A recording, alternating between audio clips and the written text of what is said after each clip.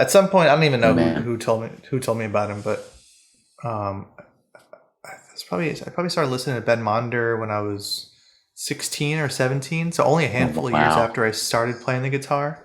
Wow. Because I remember my dad dropping me off at his apartment in Brooklyn when I was still in high school. And then Ben and my dad having a very short conversation about colleges and asking like, oh, should he go to Berkeley? And Ben was probably like, I don't fucking care what he does.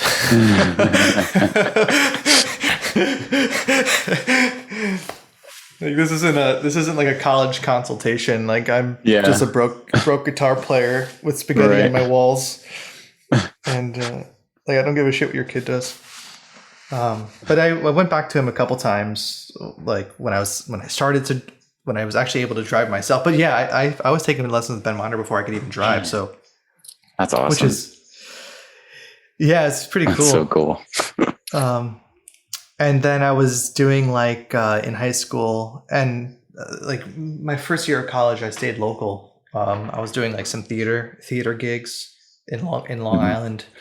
Like Little Shop of Horrors and High School Musical and that kind of stuff. And like I was so conditioned at that point to play like a certain sound. Like I wasn't playing High School Musical for fun. So I would see like an A major chord and I'd play like an A major 7 sharp 11. Right, and they would be like, what the fuck is this guy doing? Yeah, same. A minor chord comes like minor 11. Right. Like add 9. Like, dude, you're not playing the right stuff by at all. Yeah. And I mean, I got away with it. I don't think I ever changed what I was doing. So they kind of lived with it. They were probably like, look, there's like, these are just bored parents in the middle of Long Island coming to see some stupid off Broadway thing. We don't give a shit if you play a major seven chord. That's so funny, man. That's the same shit I went through like after, because I didn't really start gigging and stuff until I came home after school, and I was doing the same exact thing, like on these top 40 gigs, and I'm just like every major chord, major 7, 11, the whole tension building shit. And it's just like, I look back at it now, I'm like, what was I doing? It's so ridiculous. And like I would approach some of those gigs too as like the jazz mindset, like, I'm not really gonna learn this song. I'm gonna improvise my way through it, and it just like didn't work. I remember I tanked a couple of gigs, and then I learned like, I actually got to learn. I got to learn these parts. This is a different thing. It's not, totally different. Yeah. But I've also kind of come to terms with that. I don't care to even be good at that anyway. Mm-hmm. If you want a guy that has like a really gnarly like 50s Telecaster sound, go find that guy. I don't really feel like doing anything besides what I want to do at this point. Sure. Yeah. Mm-hmm. I feel like I'm discovering that again. Getting all like sucked into like, the gigging world is what it is, and kind of losing yourself in with the money thing. It was interesting, like learning a bit from that, but now it's like I can kind of see that they're two separate worlds. It's like what I want to do doesn't really transition all that well into that, bar gig. What do you think? And you might get like if this is the life you wanted to lead, you could get a job on Broadway for some show that is like some kind of 50s or 60s themed show, or like Rent. Rent is like like a 4-piece rock band that's on stage the entire time with the cast, and it's like a rock band. Or like Don Quixote. These are shows that I've played, so I know this. Mm-hmm. Probably played very poorly, but I played them nonetheless. Mm-hmm. Or like Don Quixote is like the nylon string thing, and you can kind of say, okay, this is the gig I've accepted, and so for the next however long I'm on this gig, I should probably learn how to do this sound the best that I can. Mhm. So it's not like you're context shifting all the time. You kind of, after 6 months of playing Rent, you've probably got that sound down pretty good. Sure. Yeah, exactly. Mm-hmm. Yeah, but I don't want to do that. Yeah, I feel you. Yeah, I don't do that at all. Yeah.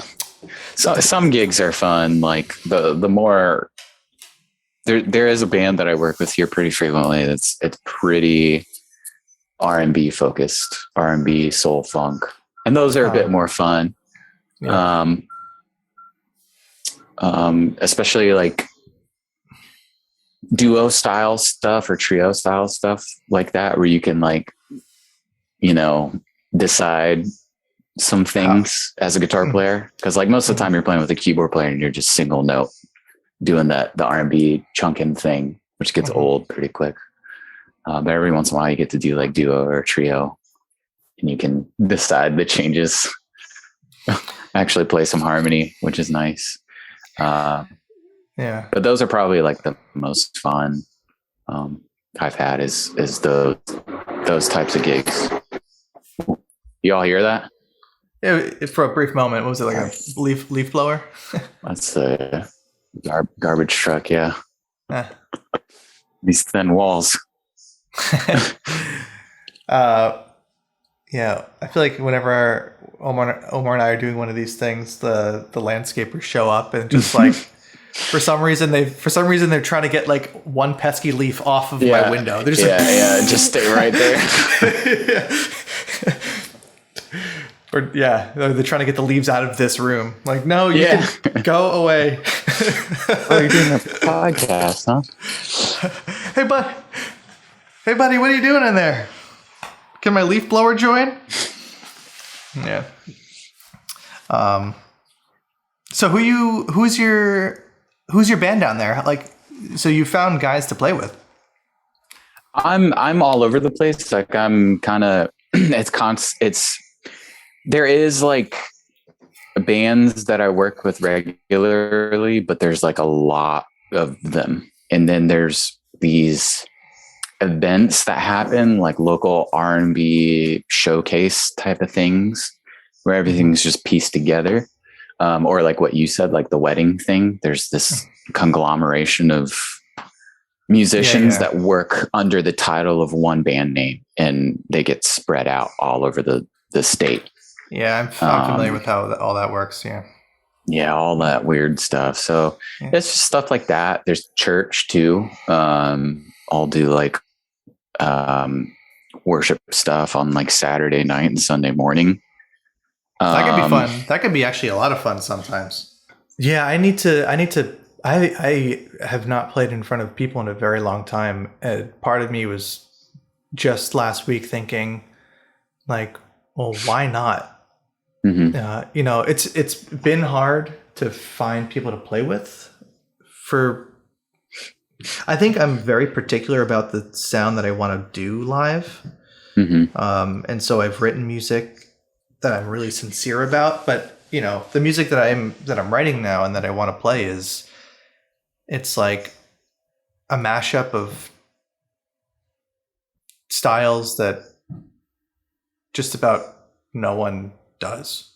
Like, not only am I trying to play metal with a very distinct kind of metal and mix it with a very distinct flavor of jazz, I need you to do both. And I need you guys to live within a reasonable radius of where I am. And we all need to be available X number of days to rehearse and play shows. And so it's a super, super big challenge. And, I'm also having this realization probably for the first time that, bands that actually do manage to piece this puzzle together and get off the ground and moving, luck is probably a part of it, but I think that's also just a handful of people that have decided to persevere through this really, really difficult, task of assembling and organizing a you know what I mean? Does that make any sense? Just like constantly being like a cheerleader for this thing to keep on going. Like the amount of texts you got to send and emails to get people in a room, not just once, but like 5 times. Yeah. And yeah, you know, and then if like, you know, you get a handful of shows, oh, you know, bassist can do half, the drummer can do half. All right, so I need alternates for those guys. So then, anyway, so I've actually been playing with the idea of just playing some duo sets of this new music, and me and a drummer, and then just, you know, backtracking the bass and some of the keys. There's keyboard solos on this new music, but I think if I were to do duo, I would just chop out the keyboard solo, keep the comping chords, and I'll just kind of shred solo. Just do it in front of, and it'll, you know, I think, you know, my music is also kind of fun. It's not all like heady. So I think I think the fun factor will still come across if it's duo. Yeah. And then I can continue to solve the problems of filling out the rest of the band over time. Like I don't need to solve all these problems at once. Right. You know, makes sense. Yeah, that's cool. That's kind of like what I want to do too, is a little bit more fun stuff instead of being super heady all the time. Like I want it to be, I always want everyone that I'm playing with to have fun, like playing this stuff, and not have it be too like over the head, I guess. Well, yeah, it's funny we're talking about this. Well, I guess it's not that funny because this is literally what we do every day, but so I was thinking about how this kind of relates to being a chef the other day. And you know, you have like someone that goes to school for cooking, and their objective is to make something that's absolutely like delicious. And then you have like musicians who go to school for music, and sometimes their objective turns into, I want to make something that's so obscure and impossible to listen to. And it's like, I wonder why that juxtaposition exists. Like, like why are musicians so hell-bent on writing something so complicated that such few amount of people can listen to it and understand it? Yet you have people going to culinary school, and they're like, I need to make something that's so delicious that everyone is going to fucking die over this thing. Yeah. And so it's had me, and it's had me kind of rethink, like, well, why the hell what's my mission for this next chunk of music that I'm going to write? Is it, or it's a spectrum. Like where am I going to sit on the spectrum this time? Is it like,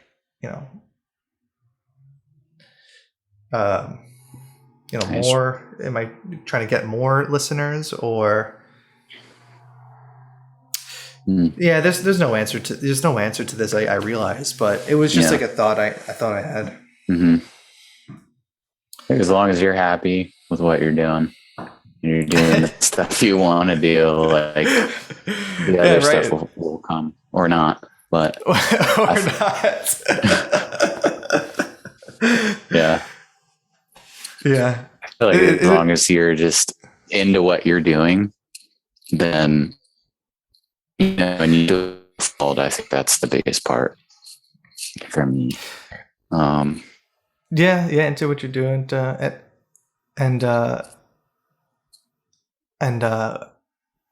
the other day when I was talking to Emil, we were kind of talking about, guys like Krantz who do things like, like Wayne Krantz, who are, they might do like a college clinic and, charge a boatload of money to do a college clinic, and then use that money to fund their passion project of playing with Carl Lock and Lefebvre. And, because I saw Krantz a couple months ago in New York, and, it wasn't sold out. Like, in the cost of Carl Lock and Lefebvre, it's probably not cheap. And it only costs like $15 to get in. Yeah. So,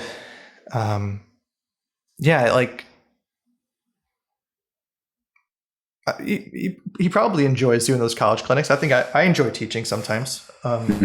especially if it would be in a room full of people that are like really into what I'm doing. Yeah. But I know maybe there's always going to be like this sense of you got your money thing, and then you got your passion project, and like, you know, hopefully you're making enough cash from your money thing to fund your passion project. Mm-hmm. Yeah. Yeah. It's tough. Hopefully you can bridge a little bit of a gap with the money thing to make it enjoyable too. That's always a tough thing to do. Have you ever wondered why you write the music that you write or play the music that you play? Or do you not care? Because I have not really thought about this in the past, but lately I've been wondering, like, what is it about this music that very few people listen to that I enjoy so much? And I've said on this podcast before, talking to other people, like, it certainly isn't for the girls. Like, there was no girls that ever. There was no girls at ever Forthright shows. Right. There's definitely no girls showing up to my wacky, when I was doing wacky avant-garde gig. Actually, more girls were showing up to the wacky avant-garde stuff than they were to the metal shows. So I've just been wondering. I keep on writing this kind of music. It must be just because I enjoy it. The self-challenge, maybe. I don't know. Maybe the masochism. Masochism. Yeah, there might be an element of masochism there. There might be, yeah. So social media has kind of gamified it a little bit too. Like, how many followers do you have? It's like points. It's like, oh shit, I'm not truly a musician until I've got as many points as this guy. Right. Yeah. That stuff is ridiculous. Yeah, that's a hard one to answer. I feel like I'm still trying to find how I write, because I really haven't been writing since 2018 or 2019. It kind of just like fell off. And the writing that I'll do will just kind of be like rearrangements of a pop song and turning it into a jazz format or a nerdy harmonization of something. That's how it's been lately.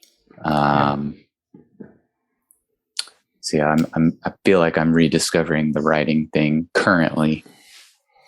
And it's been interesting too, like going back and we're starting the process of recording that old stuff.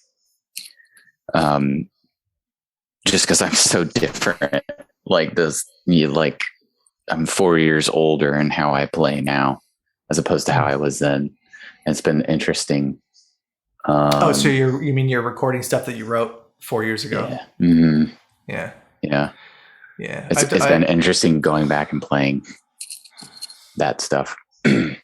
Yeah. Well, that's kind of a bridge that Ever Forthright is crossing. I don't know if you know anything about Ever Forthright. It's been a very long time.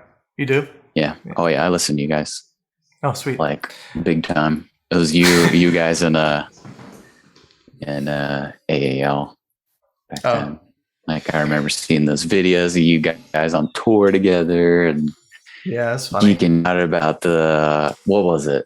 Which guitar? Is it the 9-string that he had? I think it was his. Oh no, it wasn't a 9-string. It was the. Is this the one where I was wearing a gray? Right? I was wearing a gray vest. Yeah, it was a Strandberg. I was wearing with the extra frets right at the bottom. That's not a 9-string. I didn't think it was a 9-string. Oh. Is this the one where I was wearing like a gray vest or something, like in like a back alley in like a? Yeah. It doesn't. Yeah, I remember that. Yeah. I think Omar, you shot that video. The guitar that's like it's all ancient relic-y looking, almost like reminds me like a table almost. Yeah, like a artsy table. A really expensive artsy table that only someone in like Tribeca, New York City, Tribeca or something would have. And someone was like, "Let's put strings on it." Yeah. And frets. There's probably like 6 people with one of those guitars, and he's like, charges $100,000 for each one. He's like, I work all year on this. Who made that guitar? I totally forgot. Tune guitar. Oh, that was Rick Tune. That was the one. Oh, okay, right. Yeah, that's what it was. Yeah. you imagine if I dropped that guitar in the parking lot? I was waiting for you to do that. Just threw it over my shoulder. Yeah. The Yngwie thing. Yeah. Someone catch. Where's my guitar pick? God, what was that show? Was it? I think it was Generation X or Axe, and Tosin was on it. And it was like Yngwie, Nuno, yeah, Satriani, yeah, and Yngwie. That was hilarious. Throwing the guitar and ripping the strings out too. Like he did one section where everything's on just wide open gain, and he's just ripping all the strings out. I'm like, what is going on? I wonder what I would do if I got a phone call like, hey Nick, do you want to go do the G3 tour with Satriani, Yngwie? Yeah. And I don't know. I'd be like, why? Do you have the right number? Nick Llerandi, right? Not like a different Nick? I mean, I would be hard pressed not to say yes, but I would be a little bit like, why? You realize I'm not going to rip the guitar strings off of my guitar. Yeah. I'm pretty mild-mannered. It's going to be pretty boring, but all right. You asked for it. Yeah, what if you had to be the in the rhythm section and learn all that too? Oh shit, kill me. I mean, yeah, I was watching them a lot too. I was like, damn. I would rather be in the rhythm section. Yeah, probably. But I'd also rather not be there.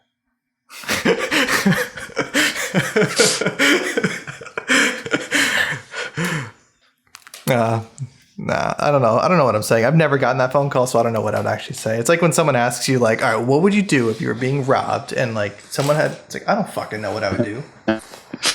Right. It's not currently happening. Yeah. So anyway, I veered off from so Ever Forthright it's still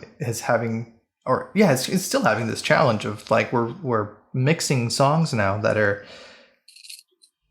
you know, they're arranged from like 2 years to 10 years old, and you know we've re-recorded them, of course, but the content is different. So like I get a mix of a song that's 9-10 years old, and I'm like, or I have to retrack a song that's 9-10 years old.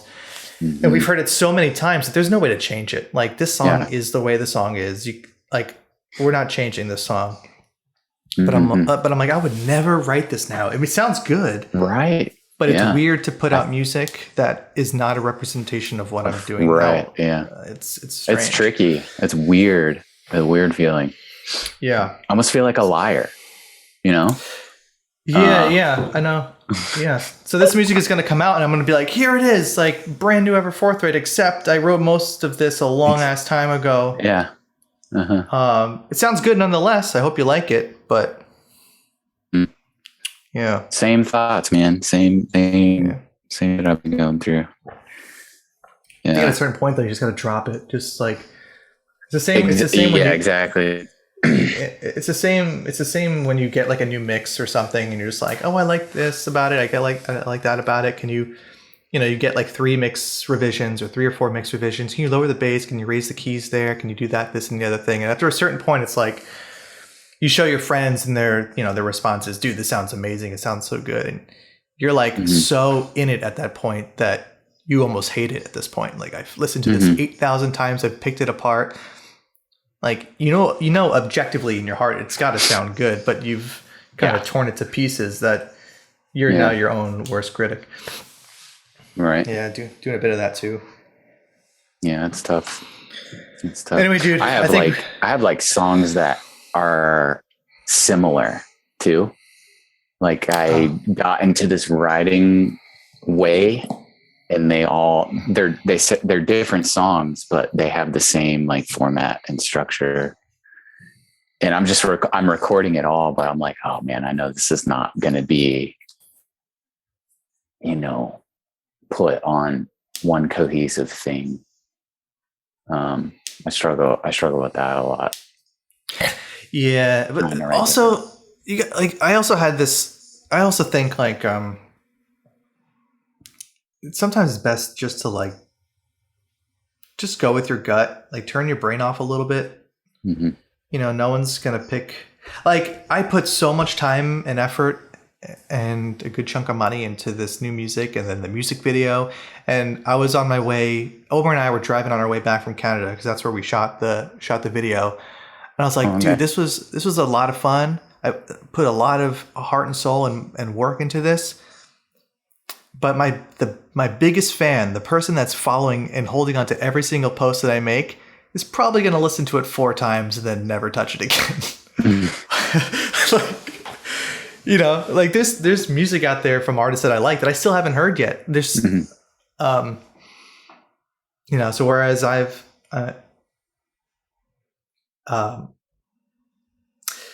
you know, I don't know how true that is, but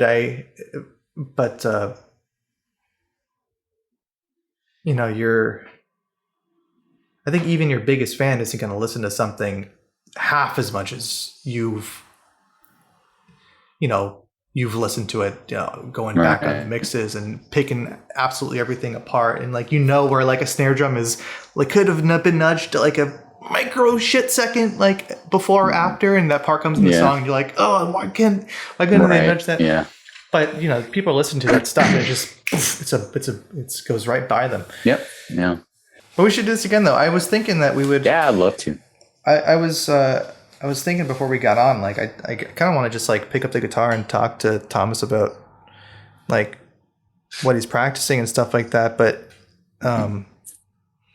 you know, we didn't get to that, but we could totally hang again sometime.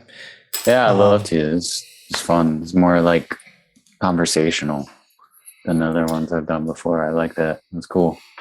Cool. Hey Thomas, it was awesome chatting with you for the first time. I think it was been too long, but I hope you and I kind of stay in touch. Yeah, definitely. All right, brother. I'll catch you later. All right, see you, man. Have a good day.